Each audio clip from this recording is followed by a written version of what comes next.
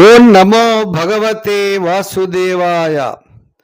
వ్యాస ప్రణీతమైన శ్రీమద్భాగవత కథాసారం మీకు అందివ్వడము జరుగుచున్నది.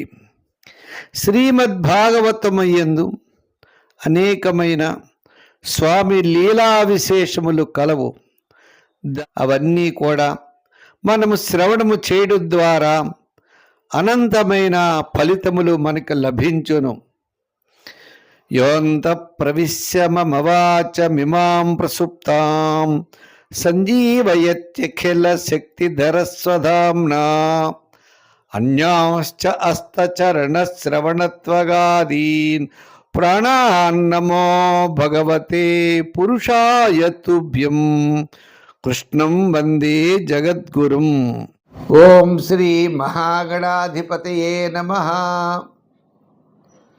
ఓం నమో శ్రీ లక్ష్మీ వెంకటేశ్వర స్వామినే నమః. ఓం నమో భగవతే వాసుదేవాయ. నారాయణం నమస్కృత్య నరం చైవ నరోత్తమం దేవీం సరస్వతీం వ్యాసం తతో జయముదీరయేత్. శ్రీమత్పయోనిధి నికేతన చక్రపాణే భోగీంద్ర భోగమణిరాజత పుణ్యమూర్తే యోగీశ శాశ్వత శరణ్య భవాబ్దిపోత లక్ష్మీ నృసింహ మమదీయి కరావలంబం. ఆ ప్రహ్లాదుడు తన తోటి శిష్యులకి వేదాంత విషయాల్ని చెప్పడం ప్రారంభం చేశాడు.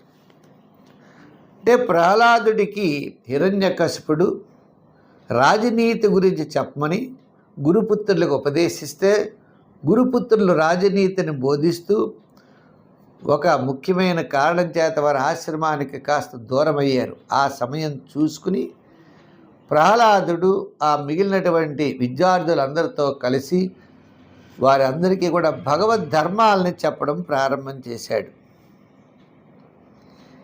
ఈ మానవుని యొక్క జీవితము భగవంతుడి యొక్క శరణాలను పొందడానికి మనం ఉపయోగించాలి.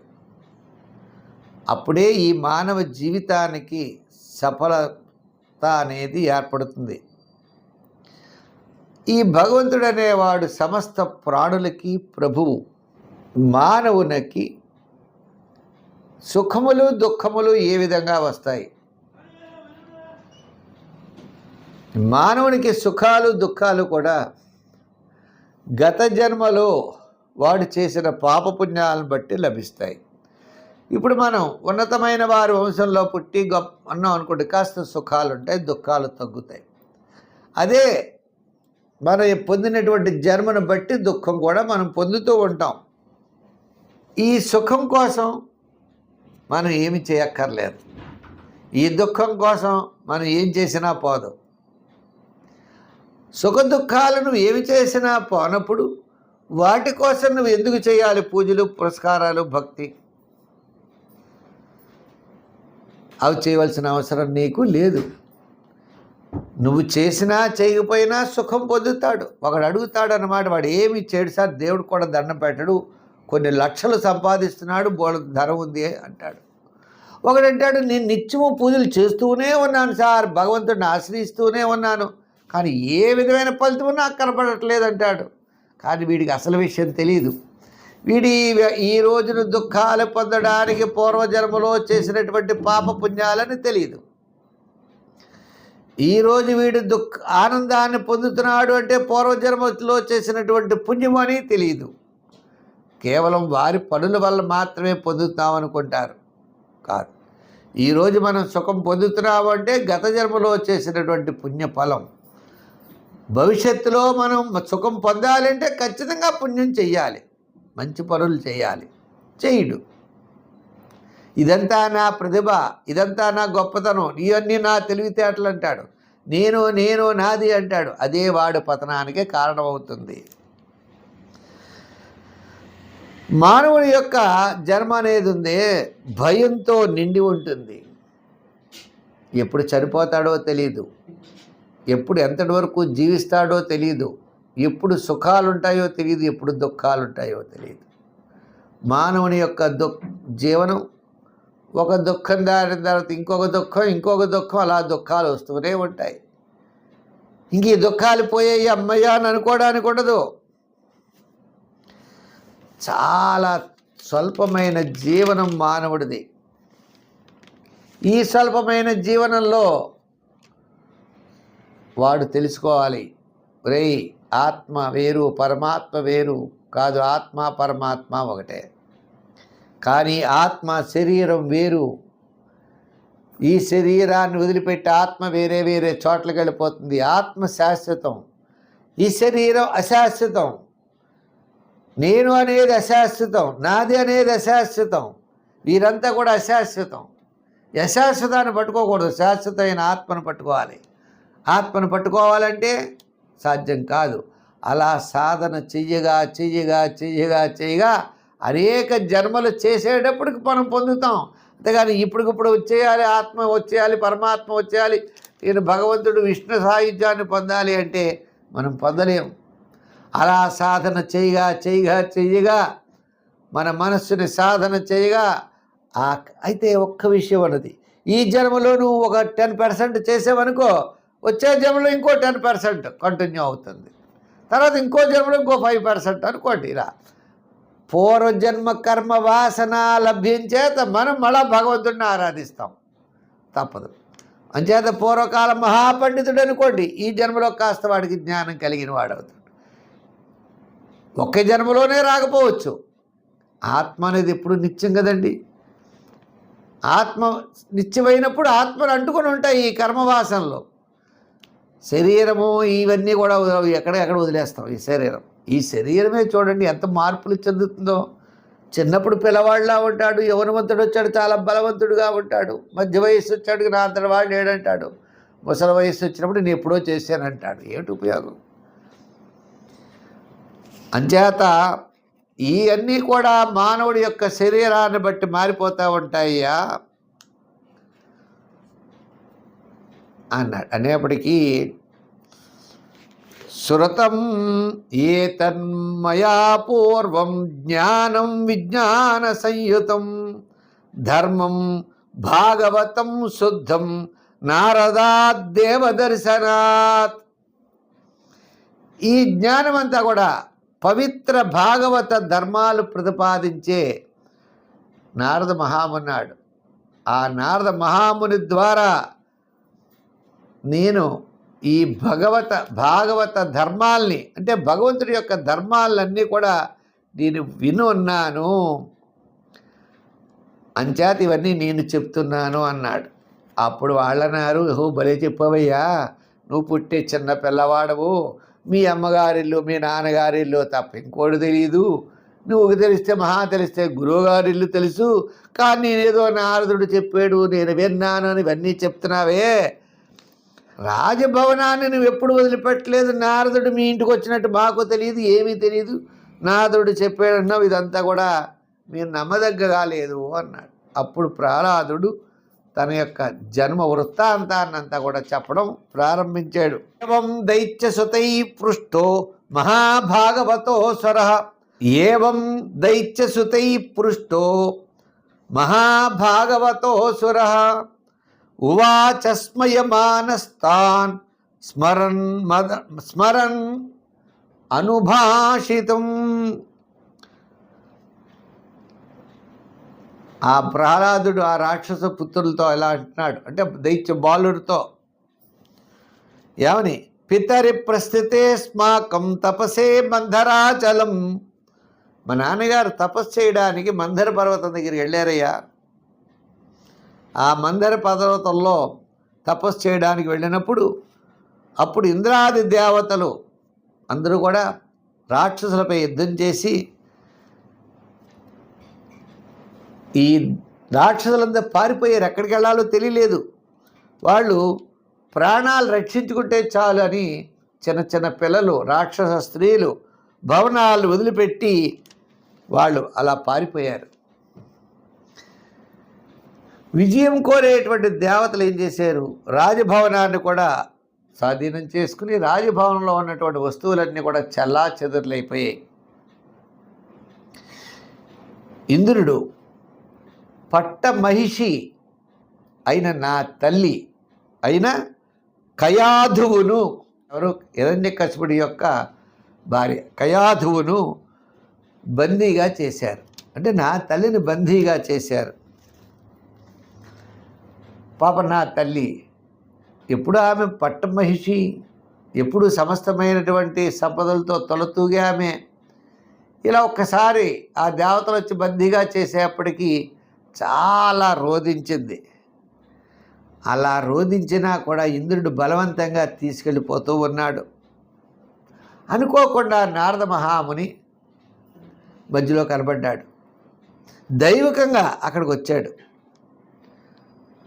ఏడ్చేటువంటి నా తల్లిని చూసి ఇలా అన్నాడు, ఓ దేవేంద్ర, ఈమె నిరపరాధి, ఏ తప్పు చేయలేదు. ఈమెని తీసుకొని వెళ్ళడం నీకు సరైనటువంటిది కాదు. రాక్షసులు వాళ్ళు యుద్ధం చేయాలి, మగాళ్ళు, ఆడాళ్ళతో పనేమిటి చెప్పండి. అలా నిరపరాధి అయినటువంటి ఈమెని నువ్వు తీసుకువెళ్ళకూడదు అని నారదుడు ఇంద్రుడిని హెచ్చరించాడు. ఇప్పుడు ఇంద్రుడు అన్నాడు, ఏమయ్యోయ్, నువ్వు అలా అనుకోకూడదు. ఈమె గర్భంలో దేవతలకు ద్రోహి అయినటువంటి హిరణ్యకశిపుడి యొక్క వీర్యం ఉన్నది.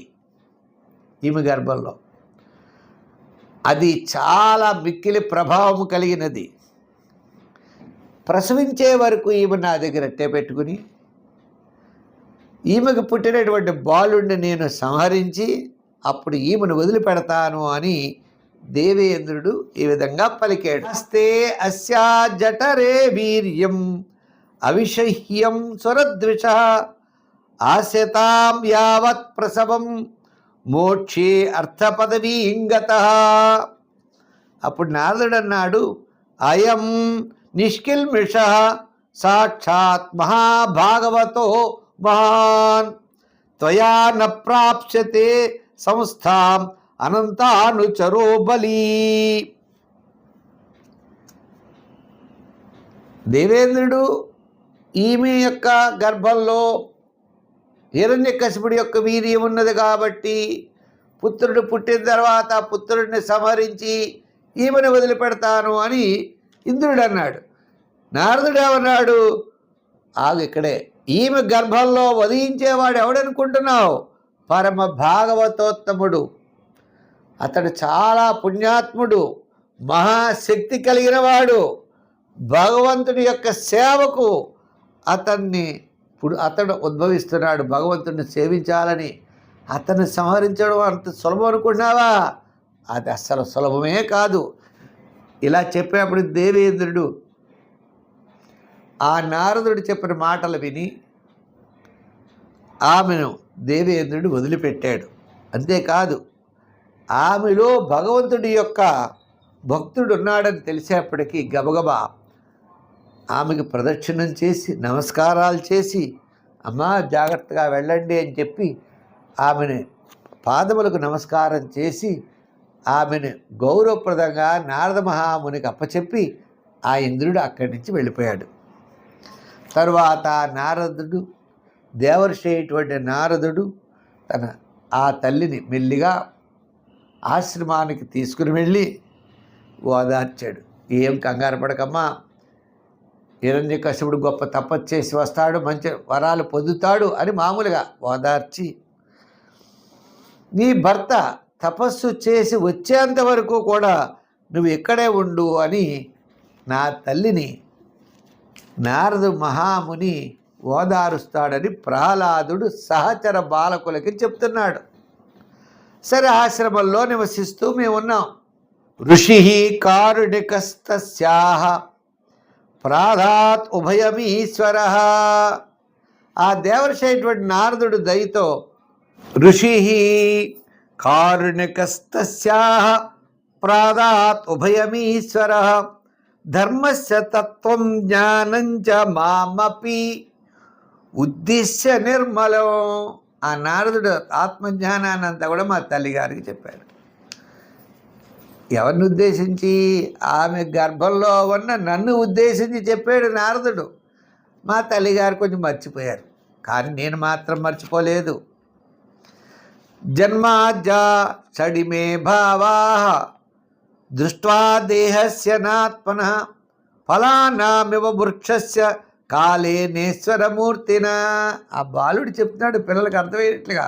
ఓ చెట్టు ఉందనుకోండి, కాయలు కాస్తుంది, కాయలు పళ్ళు అవుతాయి, పళ్ళు ఏమవుతాయి, కొంతకాలానికి క్షీణిస్తాయి, ఆ పని అయిపోతుంది కదా.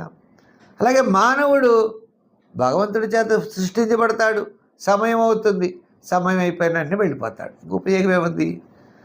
ఇప్పుడు బంగారం ఉంది, లోహంతో ఉంటుంది, ఎంతో లోహాన్ని విడదీస్తే బంగారాన్ని విడదీయచ్చు. ఈ యొక్క శరీరంలోనే ఆత్మ ఉంటుంది, ఆత్మ వేరు శరీరం వేరు అని అనుకోవాలి. రెండు ఒకటి అనుకుంటే ఎలా?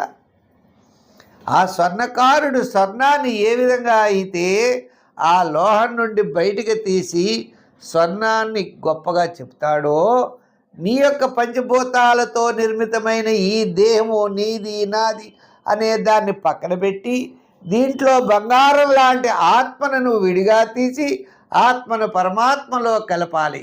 ఆ బంగారాన్ని వస్తువుగా తయారు చేసి మెడలో ధరించినట్లుగా. అప్పుడు కానీ దానికి గొప్పతనం ఏముంటుంది? బంగారం మొద్దు మెడ వేసుకు తిరుగుతాడు ఏంటి? వస్తువుగా తయారు చేసుకోవాలి కదా.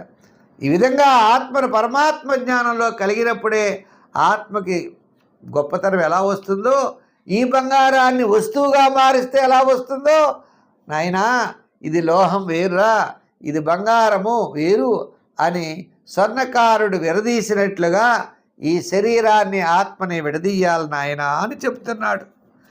ఇంతేకాకుండా ఇంకా అంటున్నాడు, ఏతద్వారో ఈ సంసారో గుణకర్మ నిబంధన. ఈ సంసారం గుణకర్మలను బట్టి మనం చేసే పనులను బట్టి ఏర్పడుతుందయ్యా. భగవంతుడు ఎలా దొరుకుతాడు అంటే చెప్పాడు, గురు శుశ్రూషయా భక్త్యా సర్వలాభార్పణేన చ సంగేన సాధు భక్తానాం ఈశ్వరారాధనేన చ. ఈశ్వరుని ఎప్పుడు ఆరాధిస్తూ ఉండాలి, భక్తిగా ఉండాలి. ఆ భక్తిగా ఈశ్వరుడి యొక్క ఆరాధన అనేది మనం చేస్తూ ఉండాలి. అలాగే సాధు భక్తుల యొక్క సాంగత్యం చేయాలి, గొప్పవారితో మంచివారితో స్నేహం చేయాలి. ఆ కథా విశేషణం, కథా శ్రవణం తెలుసుకోవాలి. ఆ స్వామి యొక్క లీలా విశేషాలు తెలుసుకోవాలి. ఆయన పాద పద్మాలని ధ్యానం చేస్తూ ఉండాలి. ఆయన్ని మనం దర్శిస్తున్నట్లుగా భాషించాలి. ఆ భగవంతుడి యందు భక్తి సదా మనకి కలిగి ఉండాలి. ఆ భక్తి కలిగి ఉంటే మెల్లిమెల్లిగా ఈ సంసారం యొక్క బాధలన్నీ కూడా తొలుగుతాయి. హరి పరబ్రహ్మగా మనం తలవాలి అన్నాడు. అంటూ ఒక మంచి విషయం చెప్తున్నాడు.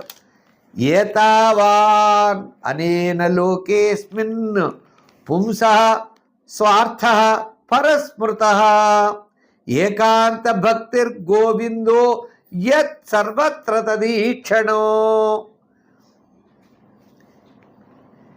ఏతావానేన లోకేస్మిన్, ఈ ప్రపంచంలో మానవుని యొక్క శరీరం పొందినటువంటి జీవికి ఒకే పరమ ప్రయోజనం ఉన్నదయ్యా. మానవుడు యొక్క శరీరం పొందిన జీవికి ఒకటే ఉన్నది, భగవంతుడైన గోవిందుని యందు అనన్యమైన భక్తి కలిగి ఉండటమే. సర్వదా ఎల్లప్పుడూ ఉండాలి, సర్వత్రా అన్ని చోట్ల ఉండాలి. సకల వస్తువుల్లో భగవంతుడిని మనం దర్శించడమే భక్తి యొక్క నిజమైన స్వరూపము అని ప్రహ్లాదుడు సహచరులతో చెప్పాడు. మీరందరూ కూడా భక్తిగా ఉండండి అని వారందరినీ కూడా గురువులు లేని సమయంలో ఆ భక్తి యొక్క మార్గాన్ని తను అసలు ఈ భక్తి తనకి ఎవరి వల్ల వచ్చినది? నారదుడి వల్ల వచ్చింది. ఎందుకు వచ్చినది అనేటువంటి విషయాన్నంతా కూడా సహచర బాలకులకి ప్రహ్లాదుడు వివరించి చెప్పాడు. అంచేత అటువంటి విషయాన్నంతా మనం తెలుసుకున్నాం. అంటే ప్రహ్లాదుడు విష్ణు భక్తుడు ఎలా అయ్యాడు అంటే గర్భస్థ శిశువు ద్వారా అయ్యాడు. అంచేతనే గర్భిణీ స్త్రీలు కూడా ఇప్పుడు కూడా మంచి మంచి భాగవతము, రామాయణము, ఆధ్యాత్మికమైనటువంటి గ్రంథాలన్నీ కూడా చదవడం ద్వారా గర్భస్థ శిశువు మంచి అంటే సన్మార్గాన్ని పొందేటువంటి పుత్రుడు మనకి లభిస్తాడనే విషయాన్ని గ్రహించాలి అని చెప్పి తెలియజేస్తూ, మరి రేపు మంచి ఉపాఖ్యానం అంటే ఆ నృసింహ భగవానుడు ఎలా ప్రాదుర్భవించాడు, ఆ నృసింహస్వామి అవతారం రేపు, అటువంటి ఉపాఖ్యానం మనం తెలుసుకుందాం. మంచి విషయంతో మళ్ళా రేపు మేము ముందు ఉంటాం. ఈ భాగవతాన్ని 10 మందికి అందజేస్తూ, ప్రతి ఒక్కరూ లైక్ చేస్తూ ఈ యొక్క కార్యక్రమాన్ని ప్రోత్సహించండి. సర్వే జనా సుఖినో భవంతు. స్వస్తి.